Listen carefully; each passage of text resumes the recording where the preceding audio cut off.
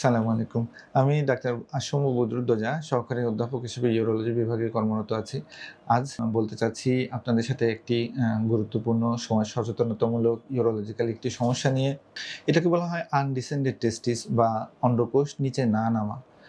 সৃষ্টিগতভাবে আল্লাহ তাআলা আমাদেরকে এমনভাবে তৈরি করেছেন যে আমাদের অন্ডকোষটা আমরা যখন মায়ের গর্ভে থাকি তখন আমাদের কোমরের ঠিক পেছনে এটা থাকে। ধীরে, ধীরে এটা সময়ের সাথে অন্ডকোষটা লিঙ্গের নিচে যে থলিটা থাকে স্ক্রোটাম সেখানে এসে উপস্থিত হয়, এখানে চলে আসে। এই যাত্রাপথে এর যে যাত্রাপথ, এই যাত্রাপথে যেকোনো বিভিন্ন জায়গাগুলো আছে, খুব কমন কিছু জায়গা আছে। এই সমস্ত জায়গায় এটা আটকা পড়ে। কিছু, কিছু মানুষের ক্ষেত্রে, কিছু, কিছু বাচ্চার ক্ষেত্রে। তখন এই অন্ডকোষটা নিচের দিকে নামতে পারে না। তো এই জিনিসটা কেন জরুরি? কেন এই বিষয়ে আমি দৃষ্টি আকর্ষণ করতে চাচ্ছি? এখানে সময়টা খুব গুরুত্বপূর্ণ।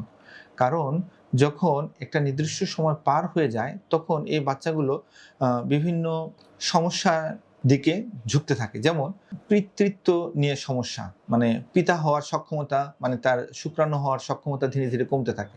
১ নাম্বার সমস্যা হতে পারে। এটা ছাড়াও যে অন্ডকোষটা পেটের ভেতরে থেকে গেল, নিচে না নামলো, তার পরবর্তীতে টিউমার হওয়ার সম্ভাবনা থাকে।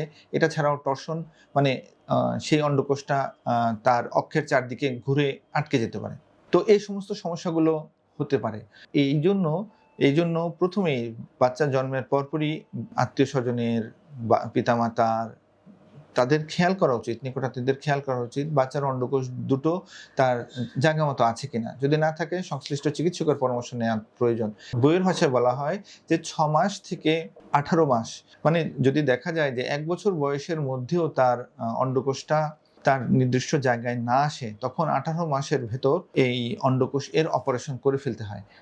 যেটা উপর থেকে নিচে না নেমে আসছে, অপারেশন করে উপর থেকে নিচে, মানে যেখানে আটকে গিয়েছিল তার থেকে নিচে তার স্বাভাবিক জায়গায় অন্ডকোষটাকে প্লেস করতে হয় এবং এটার একটা নির্দিষ্ট সময় আছে।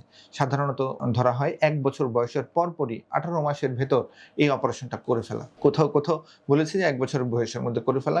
বেশিরভাগ জায়গায় বলা হয়েছে যে ১ বছর বয়স পর্যন্ত অপেক্ষা করে এরপর দ্রুত অপারেশন করে ফেলা। না হলে এই অসুবিধাগুলো দেখা দিতে পারে। এজন্য সময়টা খুব গুরুত্বপূর্ণ। আর যত তাড়াতাড়ি এই জিনিসটা আইডেন্টিফাই করা যায়, তত তাড়াতাড়ি এই রিমেডি, এটার প্রতিরোধ করা সম্ভব। ধন্যবাদ। আসসালামু আলাইকুম।